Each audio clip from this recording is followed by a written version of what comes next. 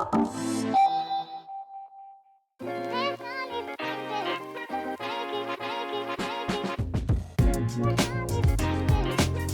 up, guys? Welcome back to EUCO. Today we've got the hotly anticipated, the big, the bad, the fast F22 Pro by KingSong. Today we're going to be taking a first look at it and let you know what you guys think. We're going to let you know what you think about this wheel. We're going to tell you what you believe. Oh, it was good until that point. I thought it got better and better.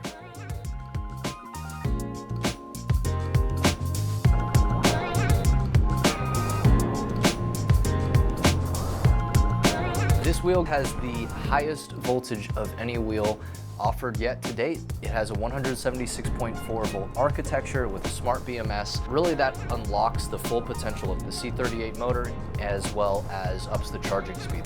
The charger that they include pulls a massive amount of power. It's a 10 amp charger and there's still 2 charging ports on here. With one charger, you're gonna be able to pump up the full 3100 watt hours in 2 to 3 hours, which is really, really impressive. Our ride yesterday gave us a pretty good idea on what you might expect for real-world battery results. We rode about 15 to 20 miles right in between there. That's including the acceleration test we were doing, going uphill, going downhill. We started at 100%, we ended up at 66%. So extrapolating that out, real-world you might see somewhere between 50 to 70 miles. As a 5,500 watt motor, maxes out at 12,000 watts of power. It'll take you up to a rideable speed of around 60 miles an hour. So this thing's fast. It's heavy too.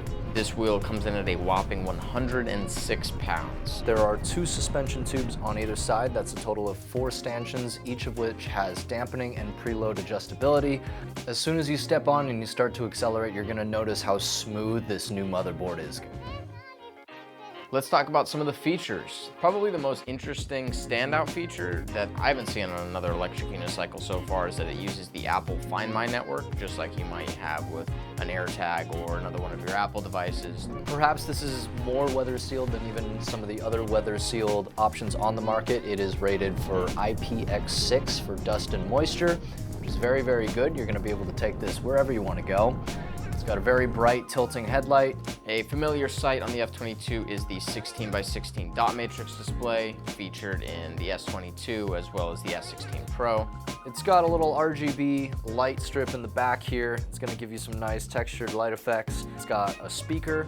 Apparently has a 20 watt driver in there, pretty loud. It does fire to the back though, so it's a little hard to hear while riding. It's got a built-in kickstand, mudguard, a all Velcro side, which allows you to place these included pads wherever you want, or pads of your choice with a Velcro back, as well as a nice set of spiked pedals.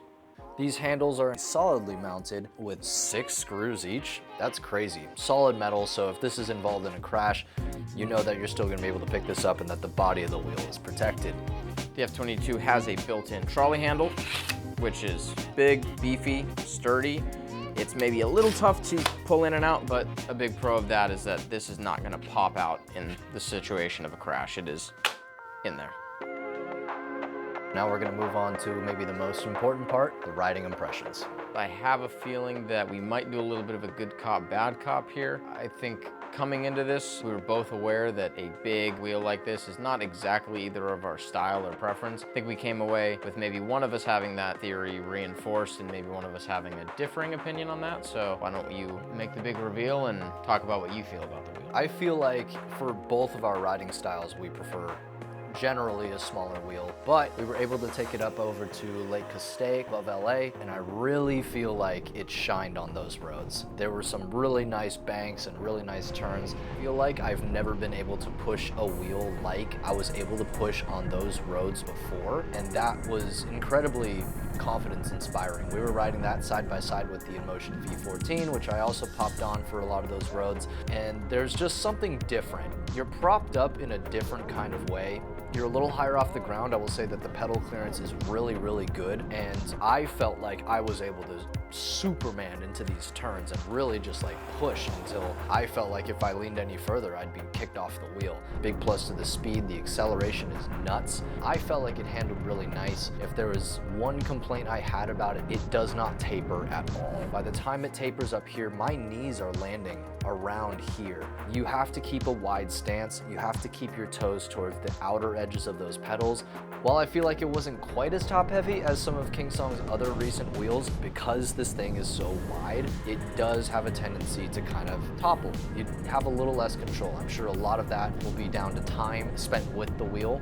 There's definitely a reality where this wheel could have felt a lot more top heavy than it does. I think that's a big plus from it, because that would be the biggest concern, is that it is just so ready to go left or right. I almost wish it went further in that direction and that it was even more bottom heavy, and I think that could have been accomplished through what you were talking about as far as having it taper off a bit more. The first time that I got on the wheel is like, wow, this is really tall and I have to have my legs really wide. This is the closest to horseback riding I've ever felt riding an electric unicycle. When I'm standing on this, and this might be a good reference point for you, I'm about 5'6". My knees, the way that they're lining up with it, not my most comfortable riding experience, especially for how big and how heavy it is. It kind of felt a little bit like when I first got on an electric unicycle, and that feeling of like, wow, the inside of my shins really hurt. It's kind of like that, just creeping further and further up your leg to the point like, yeah, even touching this from going on that big ride yesterday, I've got some soreness here for sure. So getting on a wheel this large, you should expect to work on some new muscles, some new parts of your leg that you maybe haven't before. You know, it's undeniable. This thing is about 80% of my body weight. So pushing this around, it's probably not the most ideal wheel for me to ride on personally. I'm about 6 foot, so a lot of that is definitely down to just like how much leverage you get over the wheel. You know, when you're leaning forward, when you're leaning left or right, you get a bigger lever force on the wheel, and this is a significant portion of my mass as well, no doubt about it, but maybe I had a better time because of that. The other thing I'll say is we never got close to maxing this wheel out, over torquing it at any point. I felt like I was really leaning into acceleration on those acceleration tests. I was hitting around between 40 and 45 miles an hour, and beyond that, I would really have to push like into these pads. These would have to be pushed forward, and I would have to keep going. And at that point, I'm sure there is speed demons out there that will reach those speeds and push beyond that, but you're moving quick. This is a lot of vehicle. Please make sure you're wearing your proper safety gear when you're riding this wheel and other wheels like it. You know, one more comparison I definitely want to draw, just because I've ridden that wheel before and there's a few likenesses, is the V13 Adventure from InMotion. That wheel is even heavier, and I believe even a little bit bigger.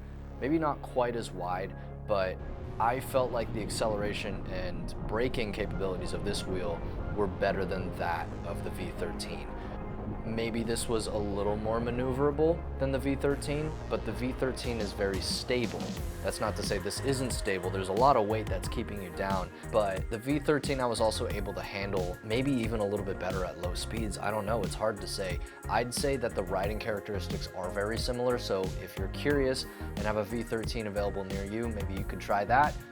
That is pretty much going to sum up our first impressions for the KingSong F22. If you want to pick one up for yourself, you know what to do. Head to EUCO.us or check out that link in the description. Thanks for watching. Thanks for watching this beast of a wheel.